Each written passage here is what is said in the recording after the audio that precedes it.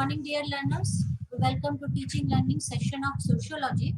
In today's lecture, we will discuss another eminent Indian sociologist, that is N Srinivas. N Srinivas was born in Mysore on November 16, 1916, in a traditional Brahmin family. His father was a government servant, and Srinivas' intellectual ideas were shaped in the three universities in which he studied. The first university was the Mysore University, where he studied the social philosophy. He was guided by A.R. Wadia and M.H. Krishna.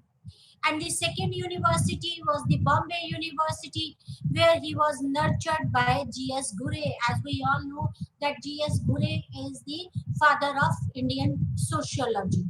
And he was the one who started or who headed this Bombay University Department of Sociology for a longer period. And the third university was the Oxford University, where he was trained by A.R. Radcliffe Brown and Ivan Pritchard. A.R. Radcliffe Brown is a structural sociologist. At the post-graduation level, Srinivas worked closely under the guidance of G.S. Ghurye. Encouraged by Ghurye, Srinivas conducted a short field-based study on the marriage and family in Canada State in Mysore University. As we all know that Ghurye was an armchair sociologist, right? Ghurye guided Srinivas at post-graduation level, and he was influenced by Ghurye. So he conducted a short field study, and his topic was on the marriage and the family in the Kannada caste of Mysore. The study was submitted as a dissertation, which was later published as a book titled Marriage and Family in Mysore. Srinivas went to Oxford to undertake DPhil program, and his research began under the supervision of Radcliffe Brown. It was on the suggestion of Radcliffe Brown that he restudied the Kurd material using structural functional approach. As we know that Radcliffe Brown is a structural functional sociologist, so he suggested Srinivas to restudy the Kurd material, that is the marriage and family in the Kurd, right, under that is using structural functional approach. Then he worked with Evan Pritchard when Radcliffe Brown left Oxford in 1946. This study was published as a book titled Religion and Society Among the Kurds of South India. In 1951, Srinivas returned to India after completion of his DPhil. He founded the Department of Sociology in Baroda University, and in 1959 he was offered a newly established chair of sociology in Delhi School of Economics at Delhi University. Between 1966 and 69, he remained president of Indian Sociological Society. He reorganized the society's journals and the sociological bulletin.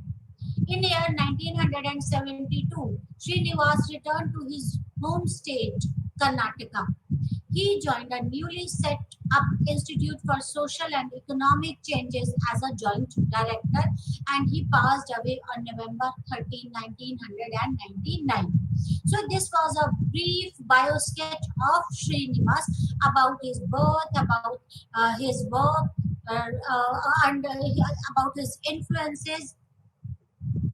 Let us discuss the central ideas of Srinivas. Srinivas is known for his writing on methods and prospects of sociological research, villages in India, caste, nation building, and many more things. He wrote on many things, but the central idea was on the villages. He wrote about the caste system. He wrote about the national building, right, and many other themes are there. Structural functionalism, as he was influenced by or he worked under Redcliffe Brown. So structural functionalism is he was well versed with this structural functionalism, and he learned the concept of social structure from Redcliffe Brown. He became convinced of its significance in the study of social life. So, because he worked under the Redcliffe Brown, and we all know that Redcliffe Brown is a social functionalist, right? And he learned this, Srinivas learned this concept from Brown, and then he was convinced of the significance of this structural functionalism in the study of the social life, how structural functionalism plays an important role in study of the social life. Srinivas' work was supervised by Evan Pritchard, right? In addition to A.R. Redcliffe Brown, as we discussed, right? Redcliffe Brown shaped his approach while Evan Pritchard inspired his vision. Redcliffe Brown's structural functionalism and his treating social anthropology as a natural science was challenged by Evan Pritchard. Redcliffe Brown, according to Redcliffe Brown, that Redcliffe Brown was a social functionalist, and and he treated the social anthropology as a natural sciences. According to Redcliffe Brown, we can study the society as we can study the natural sciences. But it was challenged by Evan Pritchard. Evan Pritchard critiqued Redcliffe Brown's idea that societies are like natural systems that are governed by laws. Instead, he proposed that interpretations were more important in understanding the social realities. As we know that there are some sociologists or anthropologists, according to them, we can study the sociology or the society according to, as per the natural laws. And while the other group feels like that it is not possible that to study the society like the natural sciences, because it is because the systems are, it is not like that, that systems are governed by the laws, right? And Redcliffe Brown was of the idea that we can study the society as we can study the natural sciences, but Evan Pritchard was of the opposite idea, right? According to Evan Pritchard, right, that it is not possible to study the society like the natural system, and because the societies are not actually governed as per the laws as the natural sciences, right? Rather than this studying the society as a natural laws, Evan Pritchard proposed that interpretation is more important in understanding the social reality. How you interpret the thing, that is more important. Evan Pritchard suggested that historical perspective was essential for holistic understanding of social life. As we all know that history plays an important role. If you really want to understand some society or the culture, it is very important that you should know the history. That according as per the Evan Pritchard, that historical perspective plays an important role. It plays an essential role, or it is essential for holistic understanding of social life. If you really want to understand the social life completely, that you should be well versed with the history of that society. That historical perspective plays an important role. Srinivas agreed with the Redcliffe structural functionalism approach. He concedes so that his perspective had shifted by the time he graduated from Oxford in 1951. He realized the significance of historical evidence in functioning of civilization. He was that Srinivas was influenced by the structural functionalism approach of Redcliffe Brown, but um, uh, but later on, right, his perspective, he realized the significance of the historical evidences in the functioning of civilization as per Pritchard. He also concluded that comparing social laws to scientific laws was pointless, right? He was influenced that Srinivas was influenced with Redcliffe Brown, and right, but he was again of the perspective that historical evidences plays an important role, and according to Srinivas, that comparing social laws to the scientific laws was pointless. You cannot compare society, you cannot treat sociology or the society as per the natural sciences, right? That is pointless. Comparing the social laws with natural laws are pointless. Srinivas began to recognize the need of historical data in societal functioning and futility of the underlying principle of structural functionalism. He did not limit himself to the structural functionalism method. He was influenced by the structural functionalism method, but he did not confine himself to the structural functionalism method. Rather than this, he understood the importance of the historical perspectives to understand the society, and he tried to inculcate the historical perspective to understand the society properly. He sought to explore meaning within and beyond context. As Evan Pritchard, according to Evan Pritchard, it is important to interpret the things. And similarly, Srinivas sought to explore the meaning within and beyond the context. He tried to interpret the things, interpret the meanings within the context and beyond the context. He tried to incorporate meaning in course of analyzing major social conditions and processes such as dominant caste, Sanskritization, and westernization. Srinivas has given a concept of Sanskritization and westernization, right? And in this, Srinivas tried to incorporate the meanings, interpretation, analysis of major social conditions and processes.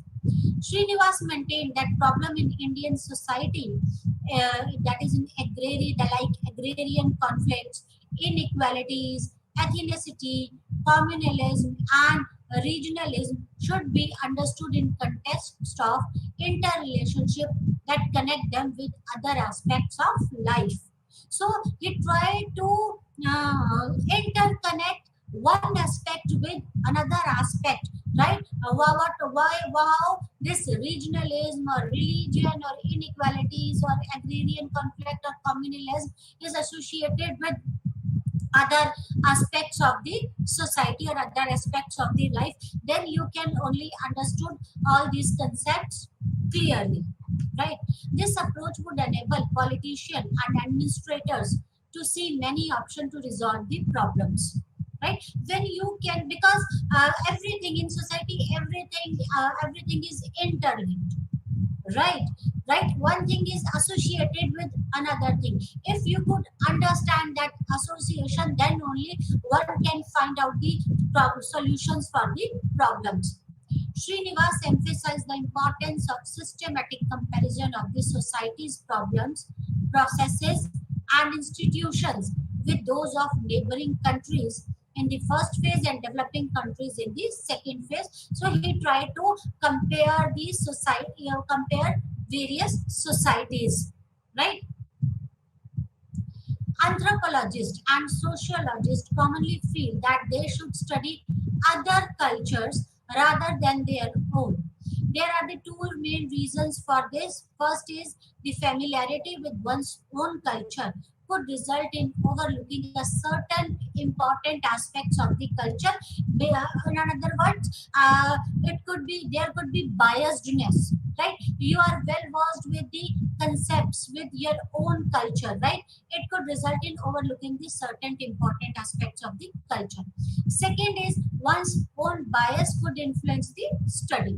Srinivas was aware of diversity of the lifestyle and their coexistence throughout the country. For this reason, he studied culture in his own country.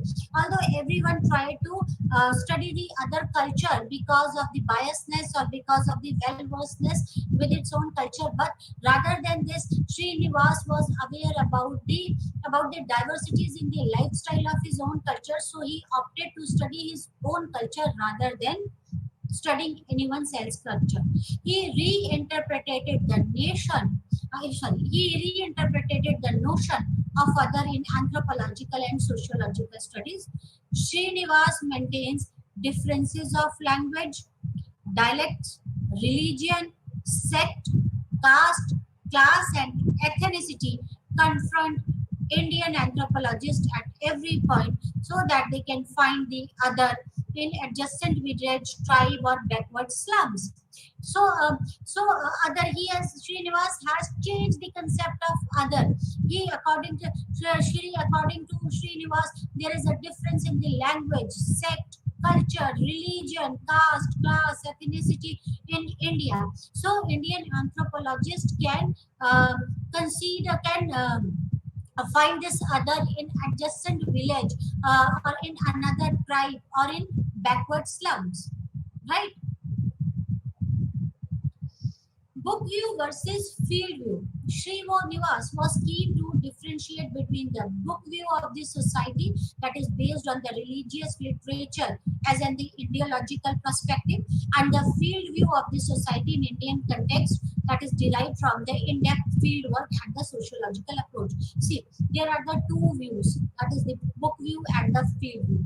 Book view is like the it is known as ideological perspective, right? Book view means when one book view of the society means that when you interpret or when your research is based on the previous literatures or the text, right? When you go through the previous literature or the text and you try to analyze or interpret that previous written literature or the text, on the basis of that when you try to interpret the society, that is known as the book view. Why? What is the field view? Field view is that field view is field work, that is when the researcher goes to the field and then he try to find out the problems and the solutions for that problem, that is known as the field view. So here Srinivas was keen to differentiate between the book view and field view. Book view is also known as the ideological perspective, right? Like many Indian sociologists opted for this book view, like G.S. Gure, he is known as an ideological sociologist, right? And field view, why field view is what? When the researcher or the sociologist or the anthropologist go to the field and try to find out, try to collect the data, and after collection of the data, to analyze that data and then interpret that data and find out the results, the solutions for that. He noticed a significant gap between the big view of the society and the field view of the society. In reality, that this junction between the two provided a unique viewpoint on understanding how caste regulates social relations across time. Srinivas was attempting to establish the significance of field view for study of Indian society and culture. Right? Dermot Homo Hackers introduced a book view in academic circle. The impact was so much that for many sociologists, book view gained more important than the field view. Right? It was introduced by Dumont, right, in 1970, and that he introduced it in the academic circle, and the impact was so much that many Indian sociologists or many sociologists, book view gained more importance than the field view. Right? While both are important, field view as well as book view, both are important, but Srinivas emphasized on the field view. Villages in India. Srinivas believed that village studies were the best way to learn about the Indian society, culture, and civilization. Right? Because India is made up of villages. So, as per Srinivas, if you really want to understand India, if one really wants to study India, then the best way to study India is to know about the villages, right? To best way to learn about the Indian society, culture, or civilization, that one should study Indian villages. Srinivas made a significant contribution to the realistic understanding of a village. The Select Committee on Affairs of East India Company's fifth report treated the village regarded as a little republic, a fragmented and unchanging entity. See, important thing. The Select Committee on Affairs of East India Company's fifth report. In the fifth report of the East India Companies, they treated village as a republic, a little republic. According to this report, Indian villages are a little republic. They are stagnant, passive, and unchanging entity. So, if as per Srinivas, if one wants to understand the Indian civilization, culture, it is important that one should study about the villages or understand the villages. Srinivas countered this overly simplistic view by bringing out the reality of Indian villages. He shed light on inequalities, diseases, and illiteracy, as also village resources. Srinivas brought out the point that rather than being egalitarian, villages were driven by hierarchy and influence of politics. He drew attention to the gap between the lived reality in the village and the perceived or imagined reality in the minds of policy makers. Srinivas emphasized that role of self-defense, collective fight, and local governance is a matrix of a village life. In pre-British period, both political and economic factors combined to hinder the formation of horizontal ties beyond the political boundaries.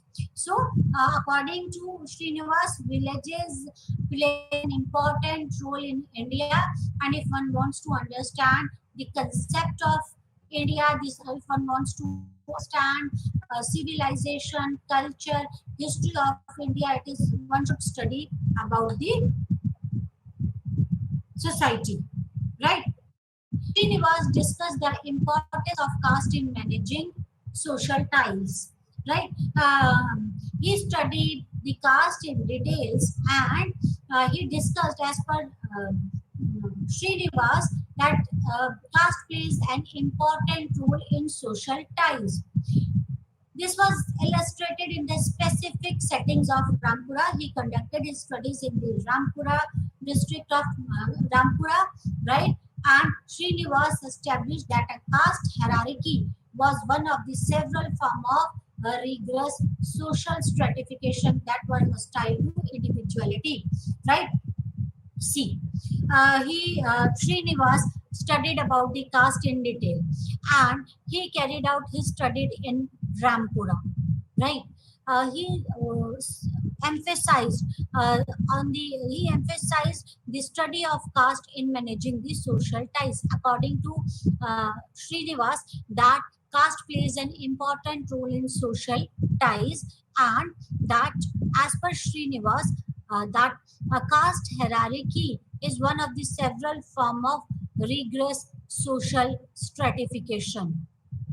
There is a social stratification. We discussed about the social stratification in our previous lectures. Stratification, that strata, that there are various societies divided into various strata, and caste is the stratification on the basis of caste, stratification on the basis of class. We about these types of stratification in our previous lectures, right? As per Srinivas, caste is the basic structure. That caste hierarchy was one of the several form of rigorous social stratification, right? The stratification which is based on the caste is a rigorous, it provides a rigorous type of this stratification, right? And they were hostile to the individuality. Historically, there was a great deal of connection among the various castes. Members of one caste were always reliant on the commodities and services provided by the members of the other caste. And people from one caste compete for commodities and services given by the other caste, which occasionally resulted in conflict. So, as per Srinivas, caste plays an important role in social ties, and caste plays an important role in social stratification. And according to him, that there is a great deal of connection among the various castes. They are interdependent on each other, right? To fulfill their needs, to fulfill their requirements, and at times this could result in conflicts. they are interdependent on each other, as well as there could be conflict between the castes. In Rampura village, the population of peasants were was the largest. The headman of the village was a peasant, and all this made their social, economic, and political position in the village the strongest. Brahmins and Lingayats also respected them in spite of the fact that the peasants belonged to the Shudra Varna. Although there is, we discussed about the caste hierarchy, that that there is a hierarchy in the caste, right? There is a hierarchy in the caste like Brahman, Kshatriyas, Vaishyas, Shudras, and then comes untouchables, right. In Rampura, where he carried out, where Srinivas carried out his study, the majority of populations were of the peasant, and the peasant come under the Shudra Varnas. But again, because they were in majorities, right, they have hold on in Rampura, and because of the majority, the Brahmins and Lingayats also respected them in spite of the fact that the peasant belonged to the Shudra Varnas. Brahmins and Lingayats remained dominant in the ritual domains only.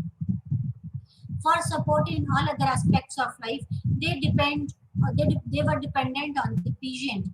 Peasant resolved the disputes between the high caste peoples and untouchables. Can you imagine this, right? That Brahmins and Lingayats were dominant only for the rituals, right? They were dominant in the ritual domain only, while for all other aspects of life, everyone was dependent on the peasant. Peasant used to resolve the disputes between the high caste and the untouchable. The Rampura study inspired Srinivas to develop a concept of dominant caste. So, this study inspired him to develop a concept of the dominant caste.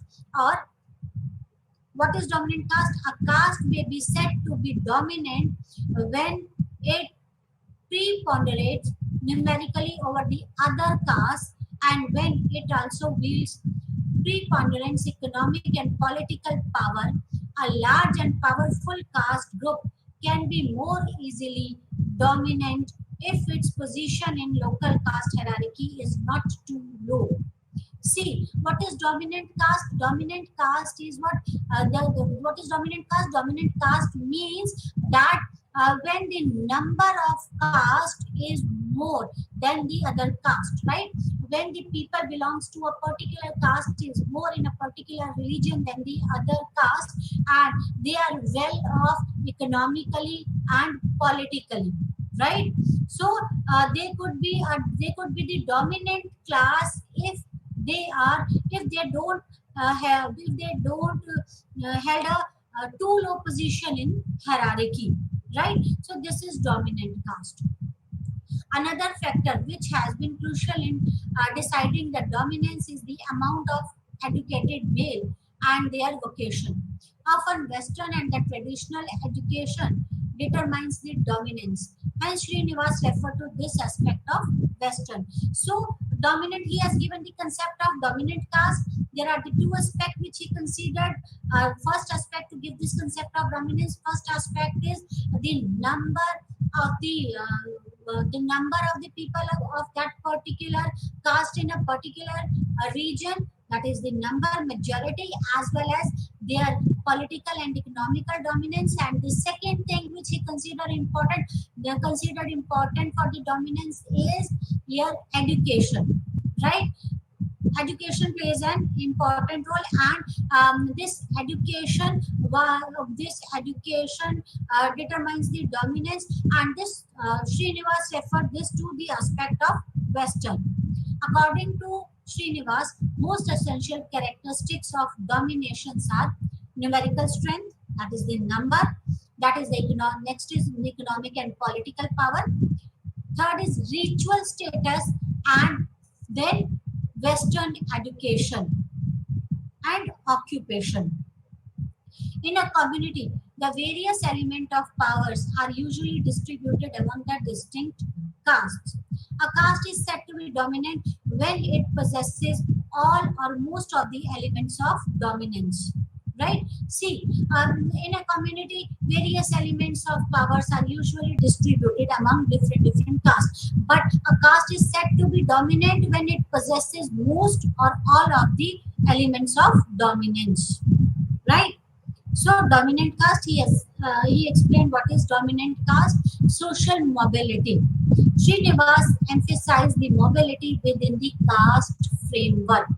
He cites two sources of mobility in pre-British area: flexibility in the political system, particularly at lower level, and the availability of marginal land that might be cultivated.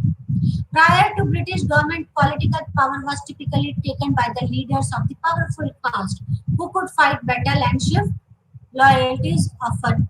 The Kshatriya Varna was made up of several castes. Each of the castes constructing the Kshatriya Varna had held political power. It was for this reason that when a leader of a dominant class rose to a position of a ruler, he claimed the status of a Kshatriya. Right? He inspired others and emerged as a source of mobility of others. It was during pre-British era. As a result of British rule, new sources of mobility emerged. According to Srinivas, the British pushed the following as a key source of mobility in contemporary India, that is the concept of land ownership, economic opportunities in port cities and capitals. This encouraged individuals of all castes to purchase the lands. In times of economic distress, persons of high caste residing in these cities sold their land to the peasant and other castes in the villages. Ownership of land offered them prestige and status. New values with that, right, with a focus on equality, assertion of one's right, freedom to practice one's faith, came with the modern knowledge, and the newly westernized Indian geared up to reform the society. Right, during British period, right, they have given Britishers have given importance to the land and economic and money, right, economic opportunities, right, as well as these new values focuses on the equality, assertion of one's own right, freedom to practice one's faith, right. All this modern knowledge came, right, and their newly westernized Indians geared up to reform the society, right. The new economic system and the expansion of communication network that connected the country internally with the rest of the globe, the upper caste sucked up the majority of educational and economical chances. This widened the rift between the upper and the lower caste. Eventually, the backward class movement was formed in order to capture chances and resources. Right? Although the society is becoming modern and the newly westernized Indians geared up to reform these societies, but with the change in the economic system, with a new economic system, and because of the expansion of the communication network, right, the upper caste sucked up with the majority of educational and economic chances, and this has created a delta between the upper classes and the backward classes. And then because of this delta, the backward movements was formed in order to capture backward classes. Movements were formed in order to capture the chances and the resources. New trading and employment opportunities such as roads, railways, canal constructions, work that benefited several castes. Liberty to acquire symbols and rituals of higher caste that inspired lower caste to wear the thread. The regionally dominant caste often restoring to violence and economic boycott. Such movements, however, are not always successful since victims file complaints with the police and file lawsuit in the court. Srinivas presents a typical type of mobility in which caste is contrasted with a class among rich educated people in a big cities. They take up the activities that have a little to do with their conventional caste, the employment back in the villages. Such people can conveniently flood pollution norms, mingle with, and even marry person who don't adhere to the casteist standards.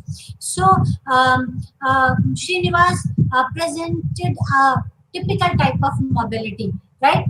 In which the caste is contrasted with the class among the rich educated people, because these rich educated people have taken up the activities that have little to do with the conventional caste employment, right? And they can take up their any of the occupation they want, right? They can conveniently from the pollution norms and mingle with anyone, and even can marry who don't adhere to the casteist system or the standards, right? Rather than the class emerges as a civilizational elements in the lifestyle and interpersonal relationship. As per Srinivas, there is a mobility in the society rather than the caste. Class becomes an important element in the lifestyle and the interpersonal relationship. Lower caste are inspired by the upper caste to strive for upward social mobility. One of the chief means by which lower caste move up the ladder of the social stratification process is known as Sanskritization. He has given a concept of Sanskritization. What is Sanskritization? Sanskritization is nothing but the mobility of the lower caste to the upper caste is known as Sanskritization, right? That is, the lower caste are inspired by the upper caste to strive for the upward social mobility, right? And the chief means by which lower caste move up the ladder of social stratification is process of Sanskritization. And Srinivas explains the process of Sanskritization like a low caste took over as far as possible the customs, rights, beliefs of the Brahmins and adoption of Brahminic way of life, and this is known as Sanskritization. What is Sanskritization? When a lower caste took over the customs, rights, or the life rights and the beliefs, right, of the higher class, right? When they adopt the higher class lifestyle, this process is known as Sanskritization.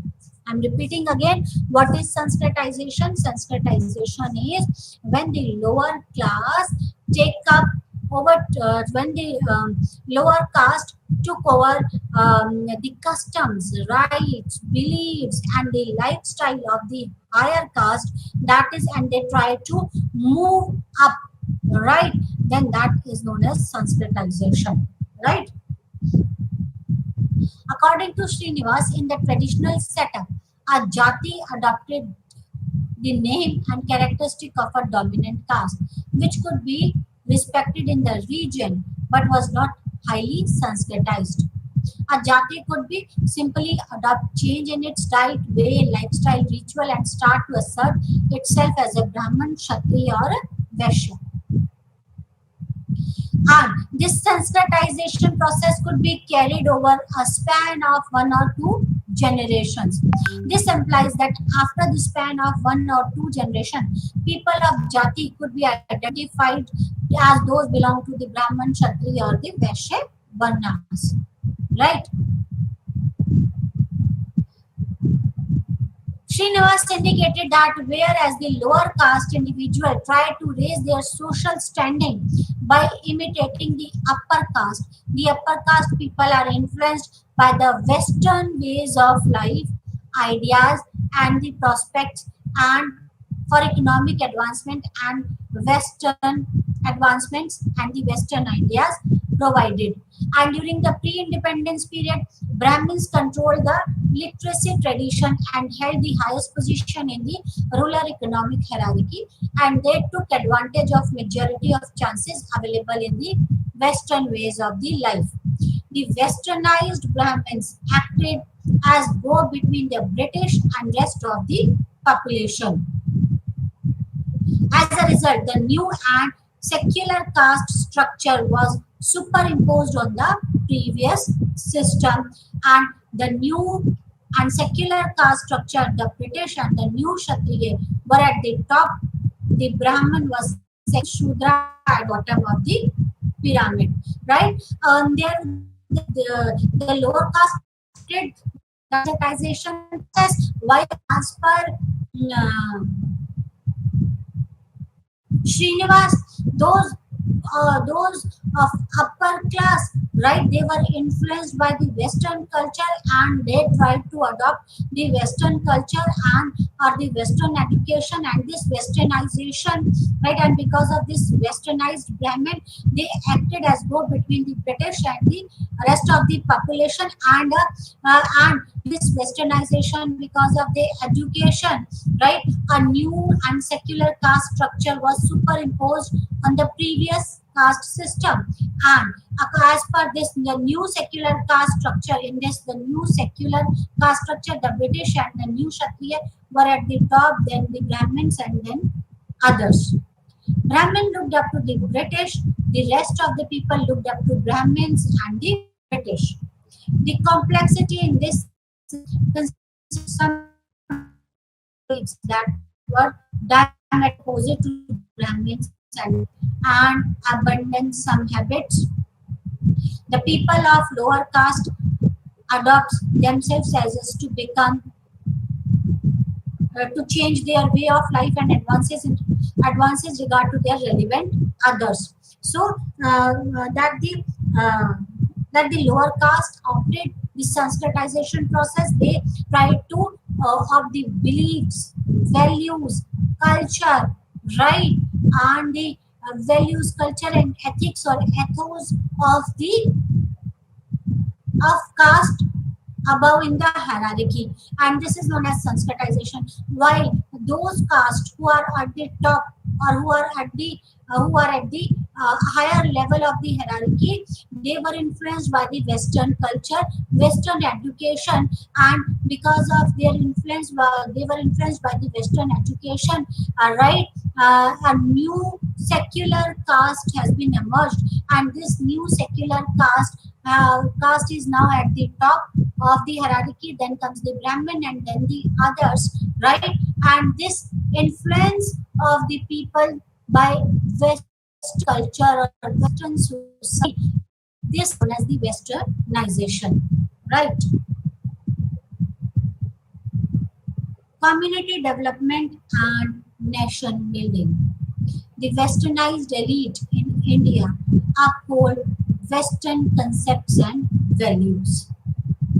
Focus on nation building. In independent India, Srinivas held social scientists in the country for ignoring the complexity of political and social stability, consistency, drawing conclusion about the country as a whole.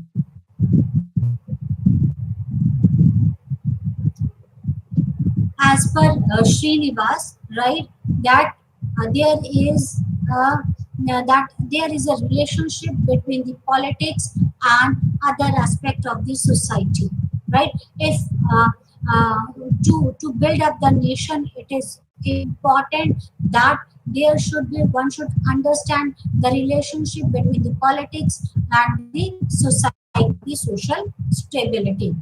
He maintained that the social scientists conclusions were drawn on the basis of inadequate, ambiguous data. They did not celebrate the success in nation building given the effect of the country's vastness and the diversities. He suggests that the importance of westernized elite for their commitment towards reforming society. Srinivas outlines the fundamental elements in the process of nation building in India that includes a protective discrimination for scheduled castes, scheduled tribes, other backward classes, which aim to ensure the opportunities of growth and development reach to the socially and virtually unprivileged people if you want to grow as a nation.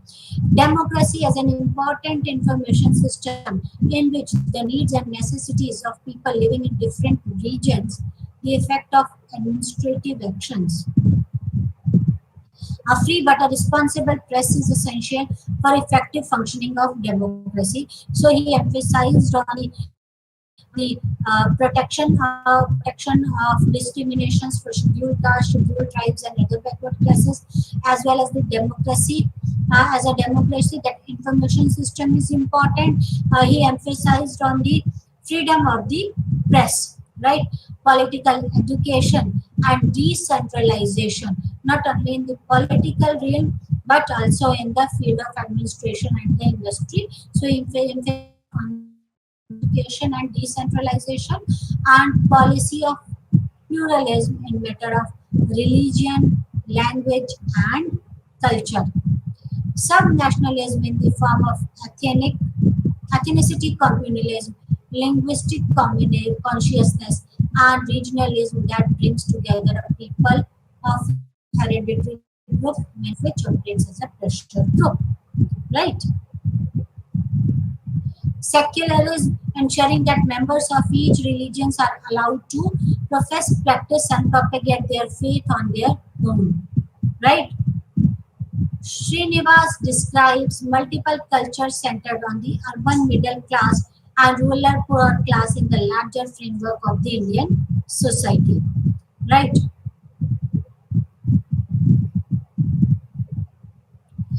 Rise in the level of education could be linked with the change in the values and attitude of people. Education promotes the economic progress, right? So, if one wants to build the nation, the few important aspects which one should consider, right? That is, the first thing is education, political power, decentralization of politics, as well as administrative services, right? And other aspects are securities to the social, scheduled caste, scheduled types, and other backward classes. Free press plays an important role in nation building. Some important works of Srinivas: Marriage and Family in My Soul, right? Dissertation, Religion and Society Among the Kurds of South India, right?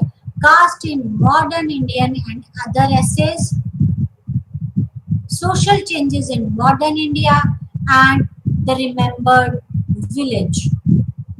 So today we discussed about Srinivas. Srinivas is an eminent Indian sociologist, right?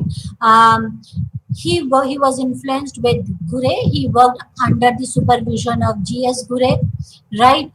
Then Redcliffe Brown and Evan Pritchard, right? He was influenced by Gure, Evan Pritchard, and G.S. Gure, and he has given the concept of Sanskritization and Westernization. The central idea he wrote about the central ideas of Srinivas. He wrote about the marriages, about the caste system in India, right? About the religion of the India, right? And he was influenced by the structural functionalist approach of the Redcliffe Brown, but later on he he agreed that it is important even understanding or interpretation of a situation in that particular context or out of that context plays an important role in society building. That is, one cannot compare. It is pointless to compare social sciences with the natural sciences as per Srinivas, right? And he held various important positions in pre-independent India and independent India, right? He was born in 16th of the November in 1916 in the Brahmin family, right? And about his work, we discussed about his work that he thoroughly studied about the religion, he thoroughly studied about the marriages, he thoroughly studied about the caste. He has given the concept of westernization and Sanskritization. Sanskritization is what? Sanskritization is a form of social mobility. Social mobility is what?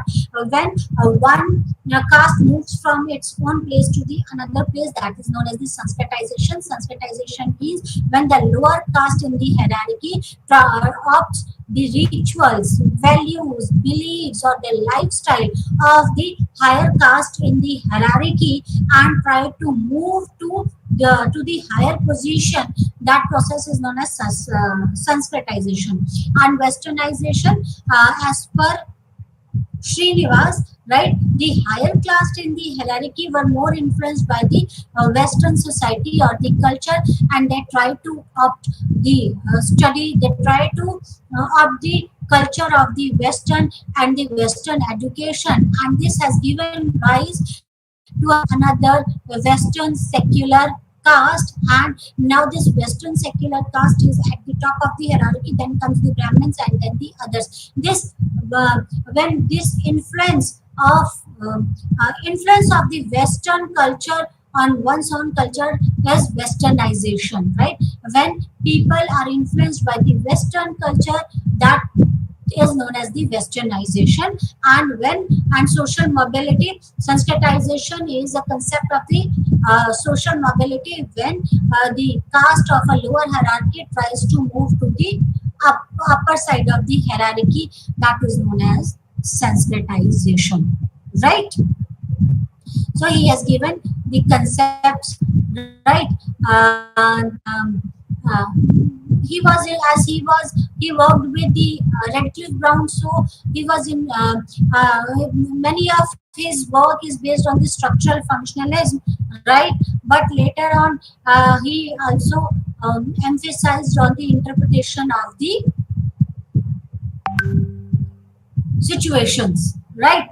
Yes, study that he has changed the concept of other in sociological studies, right? In sociological study, the people try to study the other religion rather than one own religion. The two main reasons were biasness and the familiarity with own culture.